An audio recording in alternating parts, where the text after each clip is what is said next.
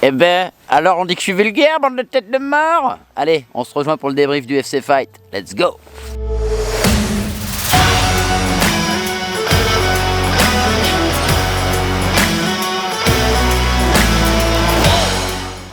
Alors premièrement, comment j'ai abordé le pré-fishing sur le lac des Boucs de Seine?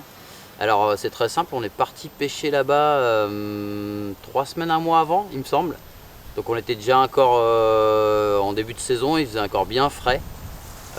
Donc l'idée c'était déjà de savoir un petit peu la configuration, la topographie du lac. Donc j'ai fait beaucoup de sondeurs, j'ai scanné énormément le lac pour voir un petit peu les courbes de niveau. Donc c'est essentiellement une gravière qui est assez profonde, avec des bords qui sont très abrupts, et on a une partie du lac, tout le fond du lac là en fait, qui est un grand chalot avec des herbiers. Donc déjà la première chose, c'est que sur la saison on était un petit peu en retard, il y avait très peu d'herbiers. Les baitfish n'étaient pas encore regroupés, donc on était vraiment sur une config un peu sortie d'hiver. Donc les indications, j'en ai pas eu beaucoup. J'ai fait bouger quelques poissons au Chacha Junior, mais on peut pas vraiment dire que c'était vraiment le leurre qui se détachait le plus. Donc du coup, vu que j'avais pas trop de réponses sur les touches, je me suis vraiment focalisé sur les zones, vraiment poncer le lac au maximum, regarder où sont les cassures, où sont les herbiers naissants, où sont les regroupements de baitfish. Et puis voilà, c'est à peu près comme ça que c'est résumé le pré-fishing. Alors première étape, c'était savoir est-ce qu'ils réagissent aux vibrations ou pas aux vibrations. Donc j'ai touché quelques poissons dans la bordure, dans les bois morts et dans les cassants avec des chachas. Bon, essentiellement des chachas bait junior, donc les petites tailles en fait. Et j'ai touché très peu de poissons en pleine eau. Et j'ai essayé de pêcher beaucoup en linéaire avec les Crazy Rabbit là, qui vont sortir cette année. Donc le Crazy Rabbit en fait, on peut dire que c'est un petit peu comme un chacha, mais il n'y a pas la palette. Donc c'est quelque chose qui va vraiment planer et vibrer pas fort. Ça c'était la deuxième option, pêcher pleine eau pour essayer de faire monter des poissons potentiellement un peu plus gros.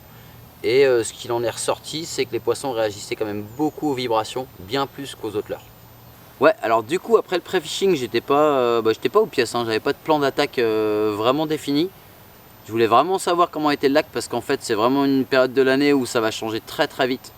On sortait de l'hiver, on démarre sur l'été, donc tout pouvait changer. Donc il fallait pas non plus que je me focalise sur un plan d'attaque trop fixe. Mais bon, en arrivant la veille de la compète, on s'est rendu compte qu'on aurait le même vent du nord et que l'eau était restée froide, et donc les conditions étaient à peu près exactement les mêmes que celles qu'on a eues en pré-fishing. Donc le plan était simple, j'ai touché un gros poisson en pré-fishing, un poisson de pas loin de 110, je ne l'ai pas vraiment mesuré. Je l'ai touché en spinning sur une petite lame.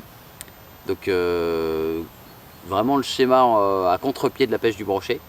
Mais du coup je suis resté sur ce schéma là. J'ai commencé la compète en me disant si je cogne un gros là sur le même schéma qu'en pré-fishing, on peut déjà bien commencer. Et c'est pour ça que j'ai perdu une petite heure là sur le début de la compète, où j'ai attaqué une cassure qui était très profonde, donc ça descendait très profond. Il y avait quelques herbiers dans la cassure, mais ça descendait direct à 6-8 mètres. C'était une zone de passage avec du baitfish qui tournait, donc typiquement ce genre de zone où on trouve des gros brochets en règle générale. Et j'ai fait un suivi, mais il ne s'est rien passé. Donc au bout d'une heure, comme prévu, on attaque, on ponce le lac et on casse le lac au chacha. C'était un peu ça le plan. Du coup je décide de changer de zone, je prends une partie du lac où la berge elle est vraiment cassante, vraiment abrupte. Pour le coup on est encore sur le haut du lac, donc on n'est pas dans le couloir de vent. Il faut savoir que ça faisait déjà un mois qu'on avait un gros vent du nord-est qui poussait sur le lac. Donc je prends pas la zone qui est exposée au vent encore, on est le matin, il fait frais, et du coup je me dis que potentiellement les poissons seraient plus réceptifs sur cette zone là, où il y avait pas mal d'arbres morts qui étaient tombés dans l'eau. Et j'avais fait sortir des poissons dans ces arbres morts. Et du coup je rattaque là-dessus, et là bim, premier poisson au chacha, bout de branche, exactement là où j'en avais attrapé en pré-fishing. Donc belle action quoi, chouette moment. Je me dis là ça peut commencer à jouer. Bon, sauf que je l'ai remis à l'eau avant de le mesurer. Et ça, c'est une autre histoire. Et contrairement au pré-fishing, du coup, je prends plus de poissons au gros chacha, pas au junior. Alors le pourquoi du comment, je sais toujours pas. Et du coup, j'ai continué à poncer le lac comme ça jusqu'à midi avec un chacha bait Natural Terre chez Fire Tiger, je crois. Et donc le gros poisson, je l'ai touché avec mon ami Francis, bien entendu. Donc avec un SR, Super Rattlesnake de chez Lure Fans. Alors, est-ce que c'était le 50, le 45, je ne saurais plus vous dire exactement. Je pêchais en fait le long de la cassure décalée, légèrement décalée dans 4 mètres d'eau. Donc à pêcher en linéaire, en spinning. J'avais pensé à ça parce qu'en fait les baitfish étaient quand même assez petits. La taille moyenne des baitfish c'était vraiment du petit baitfish, le peu qu'on pouvait voir en fait. Et donc dans ces cas de figure là, typiquement zone profonde, regroupement de petits baitfish, on sait pertinemment, on sait que les lames elles déclenchent les poissons et bien souvent elles déclenchent un gros poisson même si c'est pas prévu pour. Ça a été le cas en pré-fiche mais ça n'a pas été le cas à la compète. Bon, en tout cas c'est ce leurre là qui m'a permis de le prendre.